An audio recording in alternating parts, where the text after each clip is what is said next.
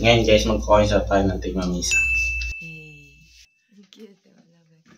Bali, ito nga pala yung Comshop 1 ko guys. Bali, meron itong 13 PC. At ang araw nga pala nito ng pag-coins out ko ay Sabado. Pero ang sales nito ay Friday pa. Kasi pag nagko-coins out ako, kinabukasan ko na ng umaga kinukuha. And daily ko rin pala ito ginagawa guys. And kung mapapansin nyo sa part na to, may mga coin box talaga na walang masyadong laman. Kasi ang mga bata, may mga paboritong pwesto yan na gusto nilang pwestohan. And bilang may-ari, dapat alam natin kung ano yung issue ng mga PC natin na hindi napapwestohan ng mga bata. Malalaman nyo na lang yan pag nag-operate kayo ng PisoNet. So guys, yan na po ang sales ng Friday. Bali, hindi natin yan bibilangin. Ipang-re-repel natin yan dito sa coin changer. Sa mga hindi pala nakakaalam nitong coin changer, ito yung kapag naghulog ka ng buong pera, papalitan niya ng tigmamiso na barya para pwede mo ihulog sa coin box. And kung tatanungin nyo kung bakit hugis galon yung lagayan ng barya, ako lang kasi ang gumawa ng coin changer na yan. Madali lang naman gumawa ng coin changer and mas makakamura pa kayo.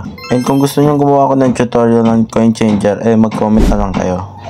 And dito naman sa part na to guys, kukunin natin ang mga nabuong 5, 10, 20. At kung tatanungin nyo kung bakit hindi ko siya nilagyan ng bill acceptor, sinadya ko talaga dahil paglalaruan lang ng mga bata at kung ano-ano pa ang ipapasok. Dahil ang ginawa ko na lang sa bantay ko na lang binibigay ang tig 5 at sila na magpapalit nito sa customer.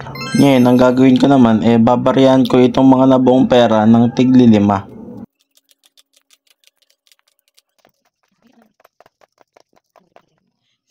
Bali 400 pesos nga pala na tigli 5 ang iniiwan ko sa bantay. And yung matitirang buo, ito na ang sales ng PisoNet natin sa araw na to.